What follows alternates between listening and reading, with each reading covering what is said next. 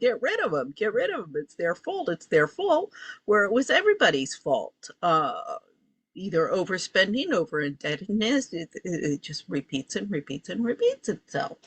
Um, Particularly when you went off barter economies, and as you got into the industrial revolution and really complex economies, rather than just baking bread and killing beef, the more than just the village. So by the 1700s, you started, you had the ideas, but you had these, how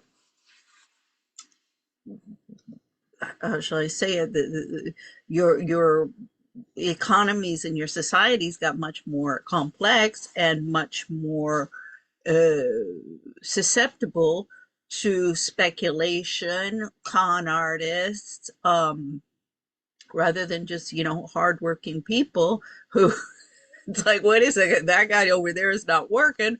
We'll put like that's not going to happen in a village anyway.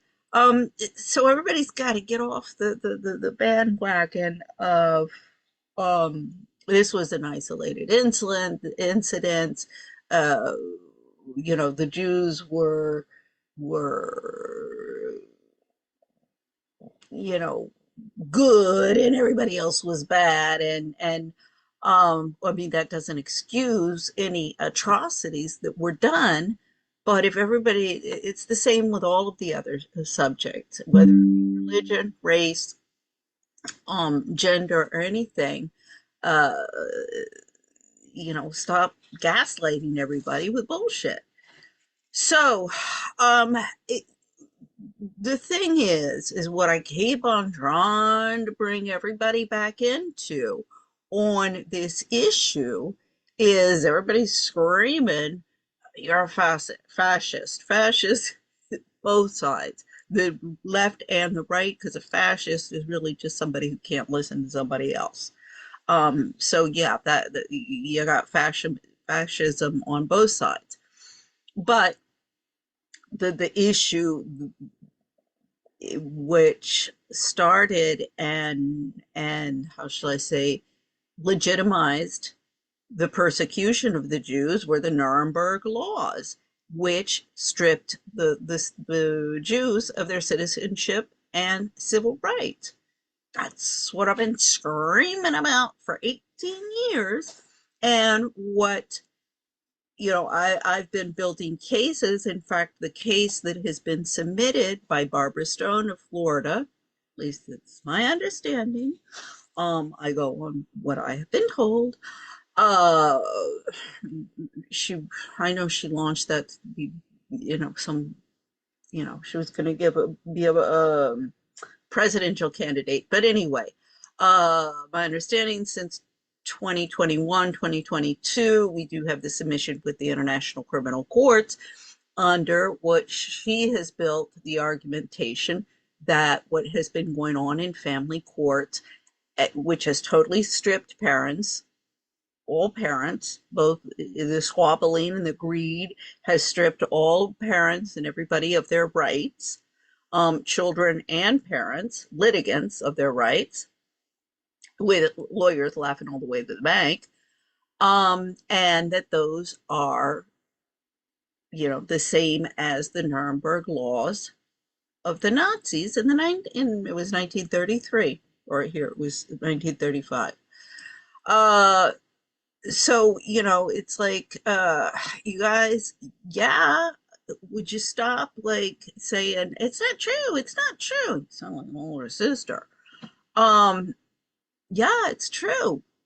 And there are some real parallels here, and I'm looking and I'm like, well, actually, yeah, I think Stephen Miller is the Goebel, and Elon Musk actually sounds like Charles Lindenberg. Although I don't know, I think, well, Candace, I don't, Candace Owens is a big fan of him, but because Lindenberg, he was a very, very interesting person. And I think he really had a good handle on what was going on at the time. Unfortunately, nobody listened to him. So anyway, we're back with the Nuremberg laws. So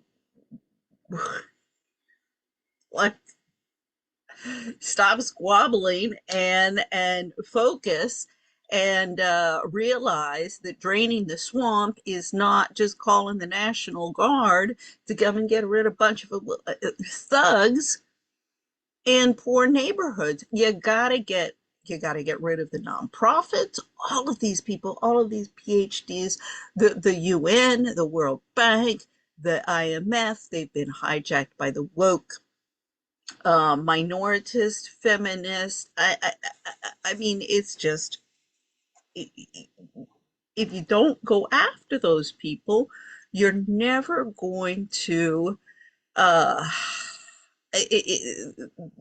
you got to break up the mafia of the woke that controls Washington, D.C., and all of the government agencies here, and all of the private sector as well. I mean, I've been fighting them all single-handedly for past 18 years.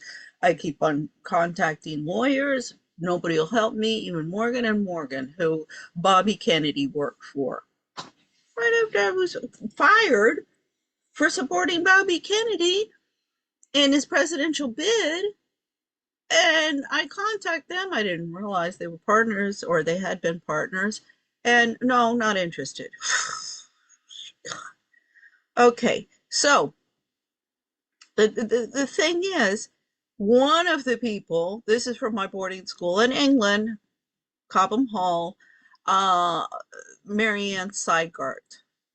Now, her book, The Authority Gap, Why Women Are Not Taken Seriously and What We Can Do About It. I'm like, well, start behaving seriously and people take you seriously. She's blocked me from emails from her because I don't know.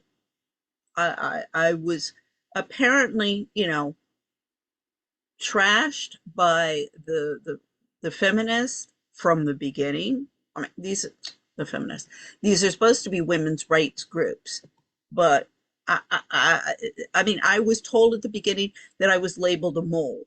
I have no idea why. Everybody decided that I was some enemy or something like that because I wasn't going around and kissing everybody's ass. I don't know. I've looked at facts and that's it. And everything that I've posted is what I am finding in my research. Now, when I was a child,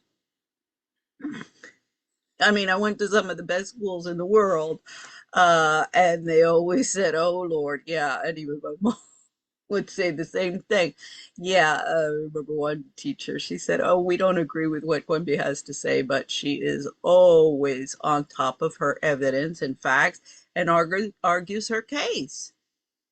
So, you don't like what I have to say, I'm sorry, but don't just say, "Shut up, stupid." You don't know what you're talking about, because I do.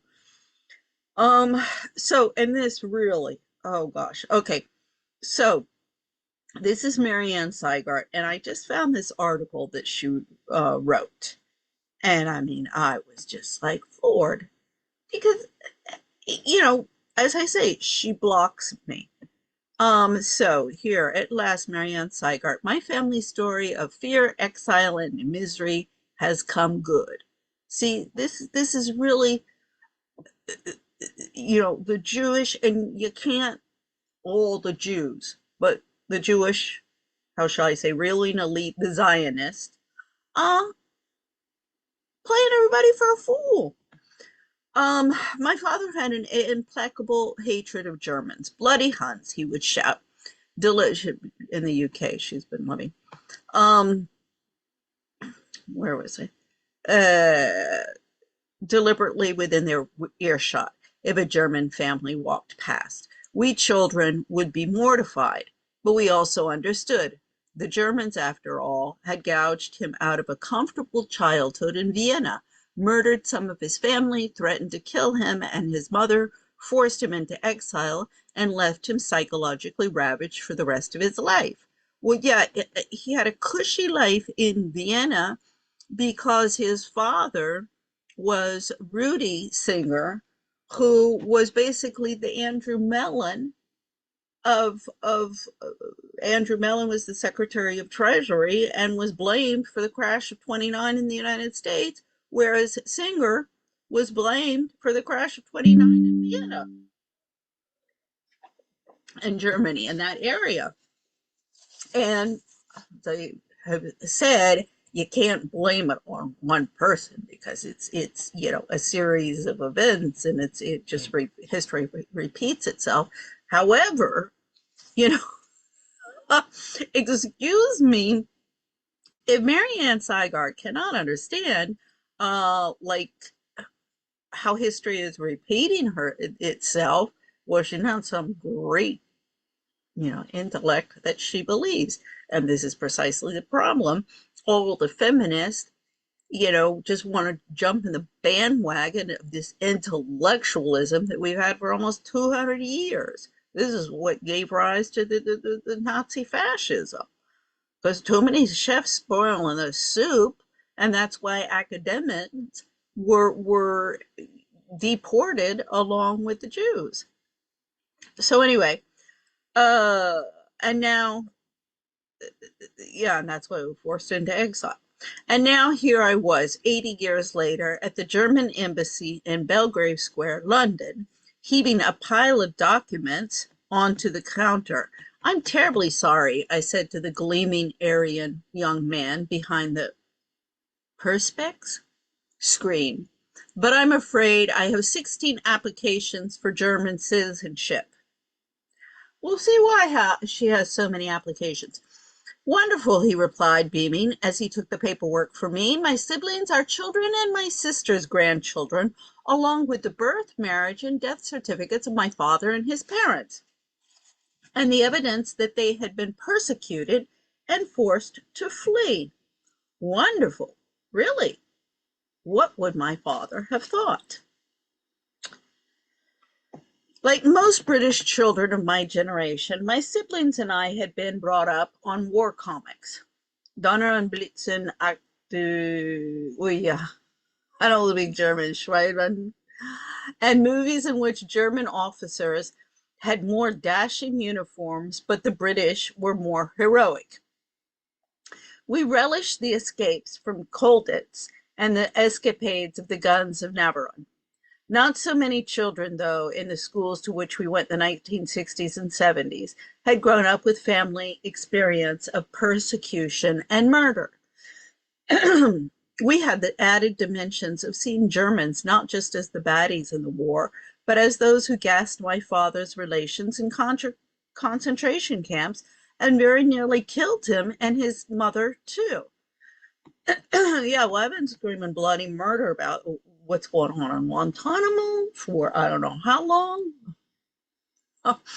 Um, the conditions of the children at the border, and Marianne Sieghart, she's giving TED Talks and selling her books. I mean, really, I understand why I got so pissed off and threw all the academics in Germany and said everybody's going to start working here. I got a whole slew of people I want to throw out of Washington for that. Go and get it, go and get an honest job. It's the same. I mean, the journalists, they've all become podcasters and they're doing the same thing. I mean, my God, all I have to do is go to any of the think tank and listen to the Dribble or Country Club or cocktail party or whatever. This whole blah, blah, blah, blah, blah. Sure, you got to discuss stuff, but if that's all you're going to do, people are going to, the masses are going to get pissed off. So my father, Paul Sieghart, had grown up as the only child of Marguerite Sieghart, amongst the first woman to study law at the Vienna University. See, that whole thing about women never went to universities before is bullshit. Everywhere I turn around, everybody I know, their parents and even grandparents went to university. So, you know, this whole thing, there's just been so much bullshit out there. Her father was Rudolph, of course. More people have gone to university, but the ruling elite, they've been doing it for generations. Her father was Rudolf Sieghart, one of the most powerful men in the Austro-Hungarian Empire. As I said before, described by his contemporaries as Austria's evil genius. He was the Emperor Franz Joseph's closest advisor, liaising between the emperor and 7 successive prime ministers. There was gilded life living in Empress Marie Therese's former hunting lodge and mingling with the intellectual, the artistic, the powerful, and the privileged. Yeah. And the workers started getting pissed off. They felt almost totally integrated into the upper echelons of the Austrian establishment. Yeah, that was the problem. It's just, you know, there's so many, you know, pieces to a pie, and if others start picking from your pie, then you get pissed off. My great grandfather, Rudolph, née Singer, had changed his name when he changed his religion in 1895, 2 years before Gustav Mahler converted from Judaism to Catholicism to become director of the Vienna Court Opera. Rudolph also realized that he could rise no further in his civil service career unless and until he was baptized. See, he did it for as a religion. He chose the name Sieghart because it began with the same 2 letters as Singer, and to Austrians it sounded utterly Aryan. 50 years later, to his British descendants, people would say, ah, German name, must be Jewish. I kind of have the same reaction. I picture a Jewish God up there somewhere saying, you can run, but you can't hide. Yeah. Okay. So my father grew up in what he saw as a Catholic family. He was an altar boy at Mass and went to Catholic schools. His father, a German lawyer called Ernst Alexander, was also a baptized former Jew, but the marriage fell apart when my father was 2 and Ernst returned to Berlin. There's another thing, you know, before he couldn't get a divorce. Are you kidding? You go back into all of these families. Divorce has been going on for a long time.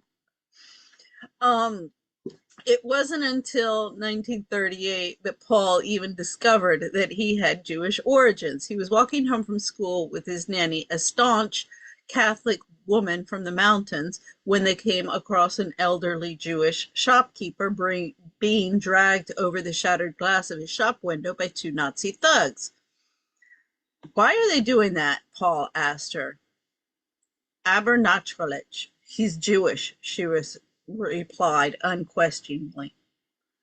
Back at home, my father asked his mother what was going on. Well, there's something I need to tell you, she said, and for the first time explained his family history. According to Nazi law, under which people needed 4 Christian grandparents to qualify as Aryan, both he and she were soon deemed to be Jewish, too. Initially, she was not worried. She believed she was well enough assimilated and connected to escape any institutional anti-Semitism.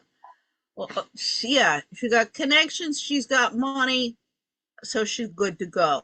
Yeah, well, see, this is what people do not understand in the Machiavellian games that have been going on for a long time. Material wealth is easily taken. Easily as it collected, it's taken. And privilege, oh yes, you're privileged as long as all your friends don't cancel you. But we're in a big time cancel culture here. Let's see, blinded by privilege, she didn't believe the government would come for her, for people like her. Until 12 March 1938, that is, when Nazi Germany took over Austria. My father remembered the Viennese lining the streets to cheer the German troops. The Austrians always made the best Nazis, he used to tell us. On that day, my grandmother realized that she and my father would have to flee, but while they were packing, the telephone rang. It was a friend of hers who was high up in the Ministry of the Interior. I'm just calling to say that if you're thinking of going on holiday, I wouldn't recommend it, he warned. The weather isn't very good abroad. She took the hint and stayed. It turned out that the border guards had a list of families who should be instantly arrested and sent off to the concentration camp if they tried to leave the country. The Siegharts were on it. Now, I mean, I'm not sure why, if they're passing the Nuremberg laws, why they can't leave the country if that's what they wanted. And they were deporting people, so I'm not, I don't know about, I'm not doubting it. It just, I'm not sure what was going on there. A year later, she and my father finally made it to Switzerland. History doesn't relate exactly what combination of bribery and string pulling allowed it to happen. They were amongst the lucky ones because other people and other members, I mean, total family parts of the family tree were exterminated. We do know, though, that Rudolph's sumptuous house on the Prince Eugen Strasse was handed over to become the headquarters of the SA, the Nazi stormtroopers. Sadly, it was bombed in the war, and it is now a boring block of flats. The Swiss told my family that they could stay for only 6 months. By then, in 1939, most other countries, including Britain, closed their borders to refugees from the Nazis. Yeah, see, this is also what happened. Nobody wanted them. So it was kind of like, well, what do we do? Well, we get rid of them, put them in there and gas them. You know, so again, my grandmother had to fall back on Rudolph's connections to help. She was given introductions to senior political figures in both Britain and France and wrote to them, begging for sponsorship for a visa. Both she and my father hoped to go to France as they spoke fluent French, but not English. But they were determined to go to whichever accepted them first. Lucky it was the UK, or they would have been rounded up by the French in 1942 instead. Imagine arriving at an English school with a German surname, a German accent, and only rudimentary English, just as war breaks out with Germany. British schoolboys weren't interested in the nuances that made Germans as much of an enemy to my father, indeed more, as they were to the British. In a matter of months, my father went from privileged to persecuted. I know the feeling, little girl.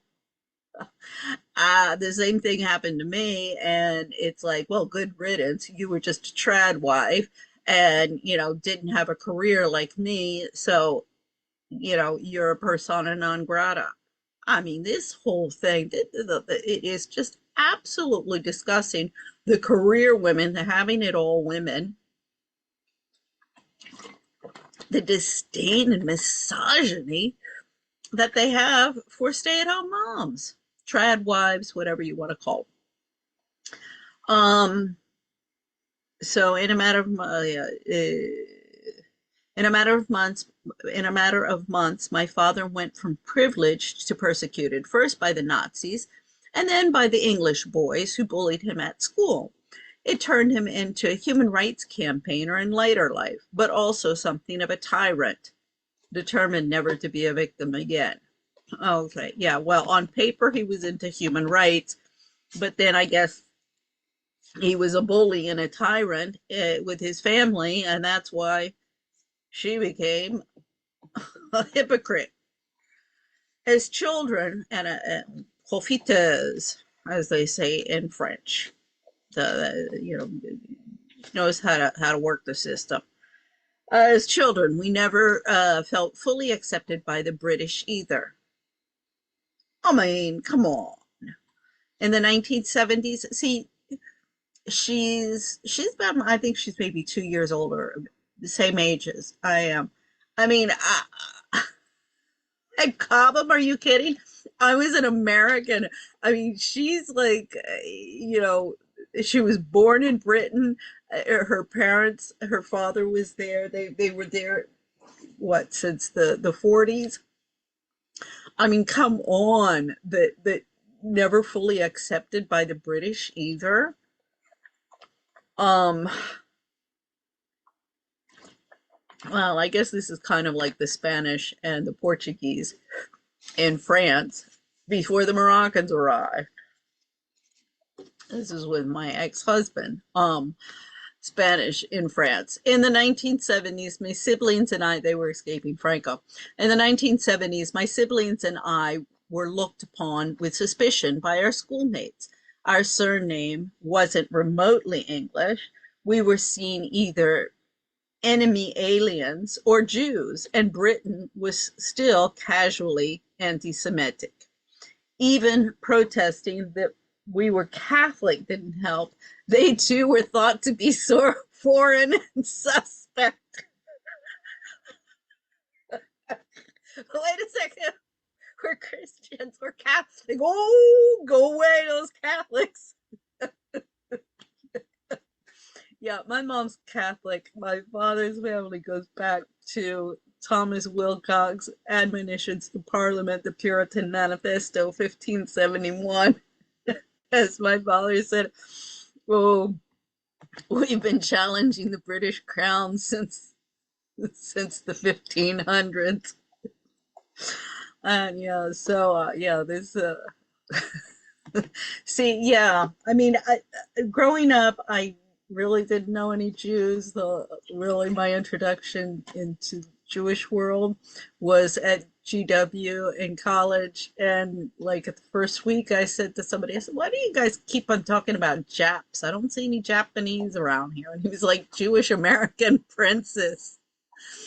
And I was like, "Oh, okay, a Jewish version of the preppies. I got it." Yeah, so but oh Lord, that I find out from the Catholic, the whole Catholic and the Protestant stuff from firsthand from my mother.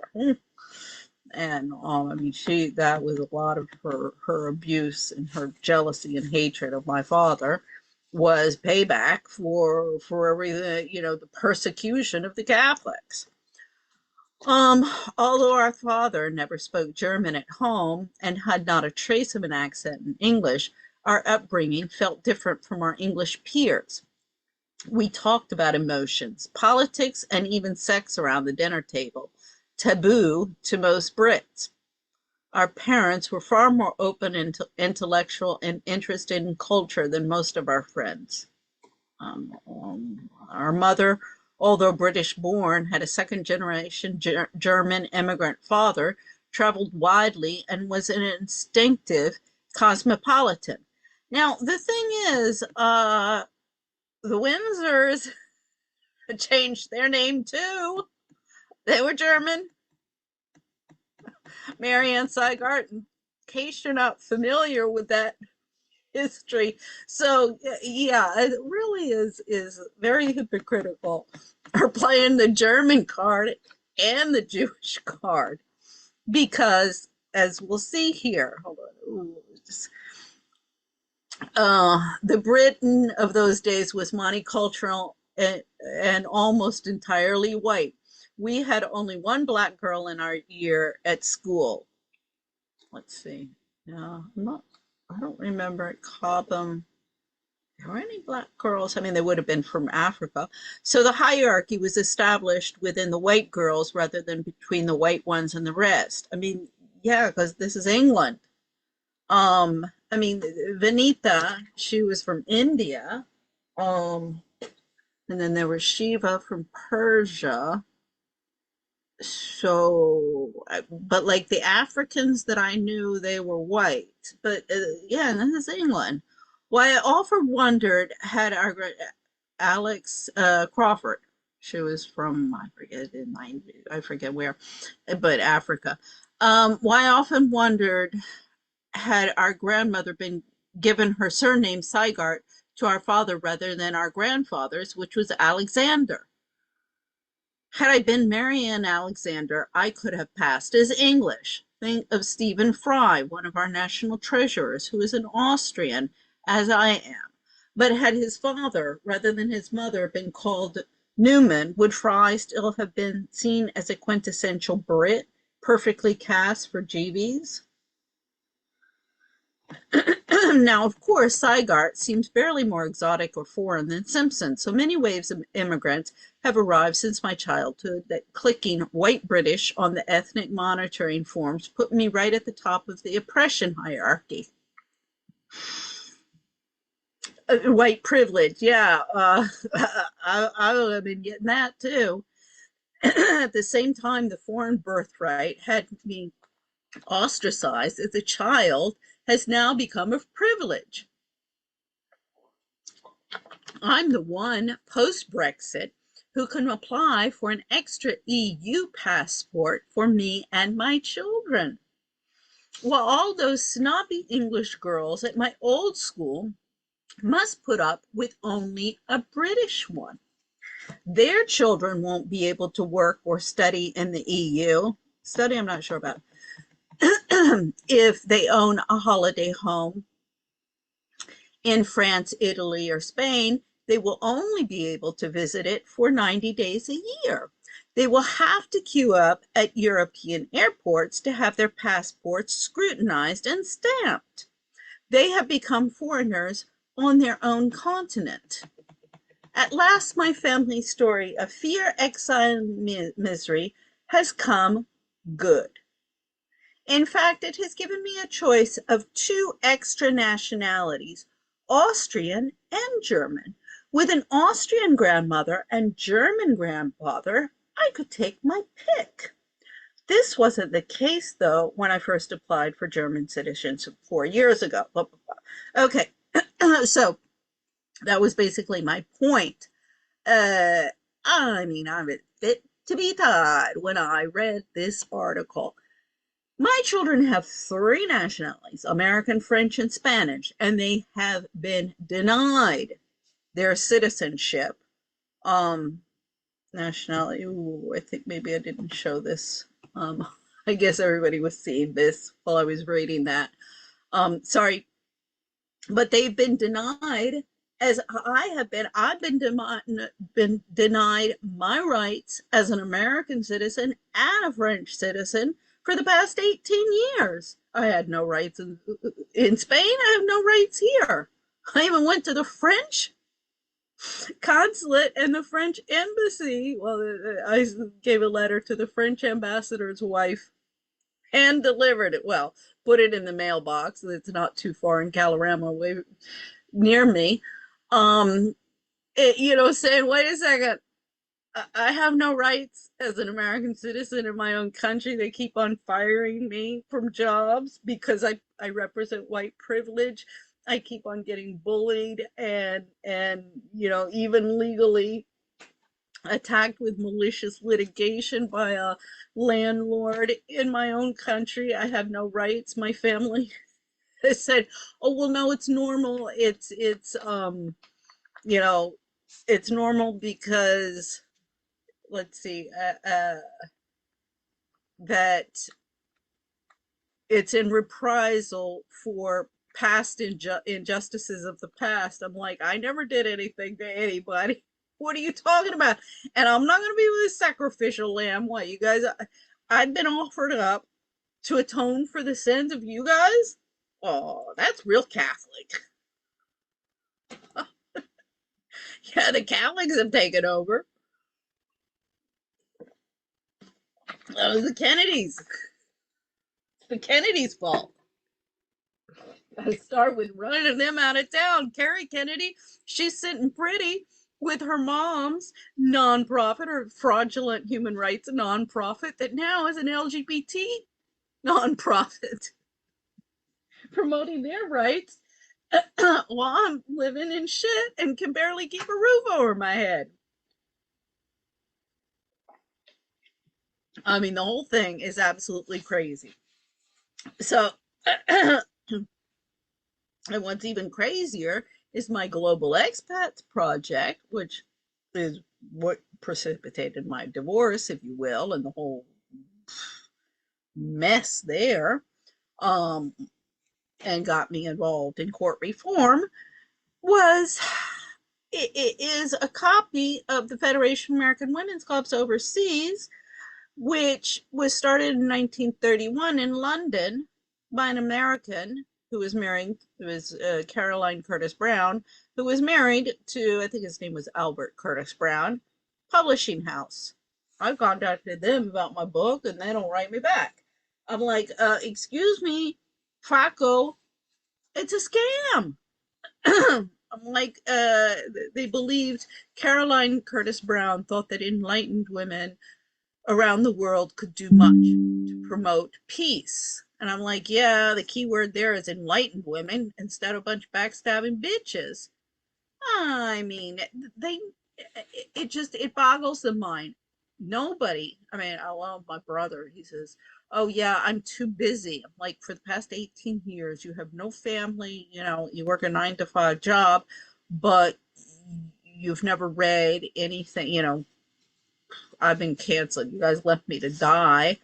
I made it out alive from Spain, and you're just hoping that somebody will get rid of me here in Washington. I'll be marginalized into non-existence. I mean, this is a dirty, dirty, dirty world. And, people like Marianne Sieghart who are playing the victim card, it really is disgusting. Because here, there's Tucker, look at Tucker Carlson on. You're a citizen of two countries? Can you really serve two masters?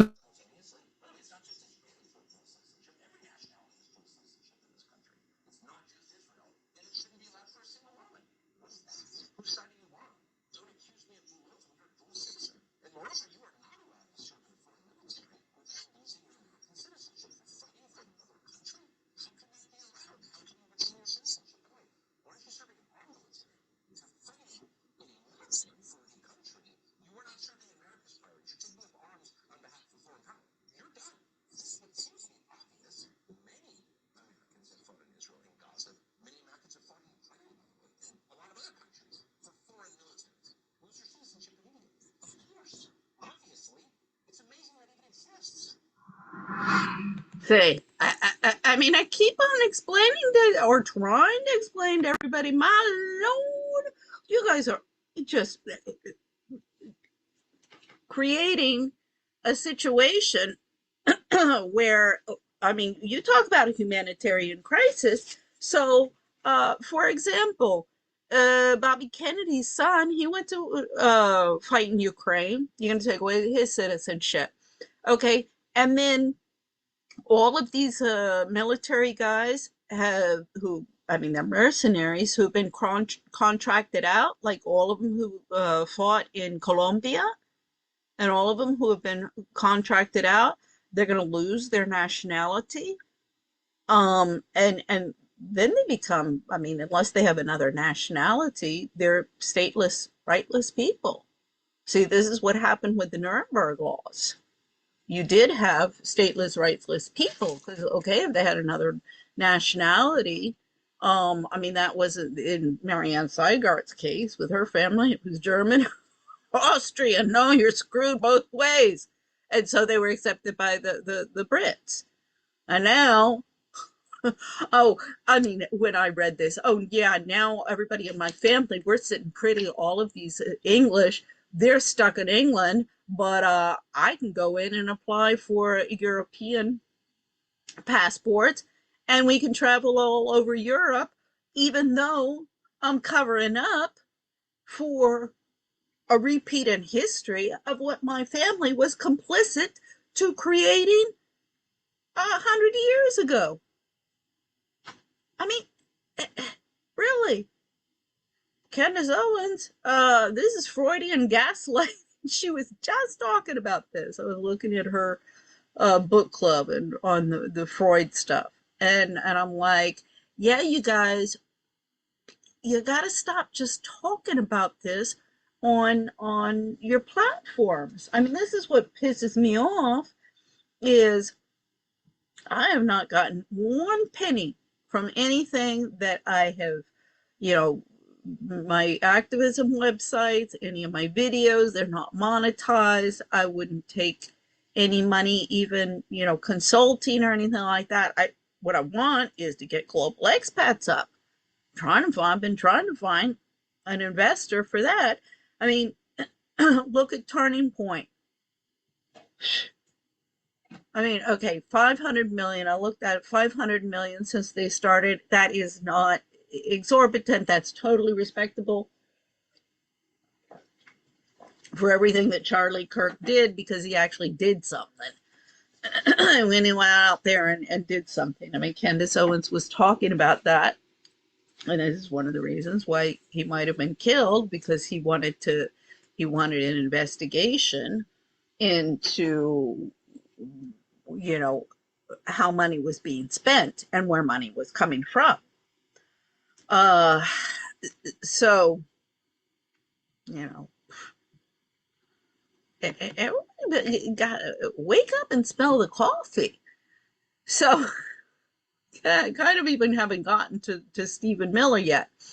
So, this, the problem is not, I already touched on this, but again and again and again, I go into this. The problem is not religion or Jews, it's jobs.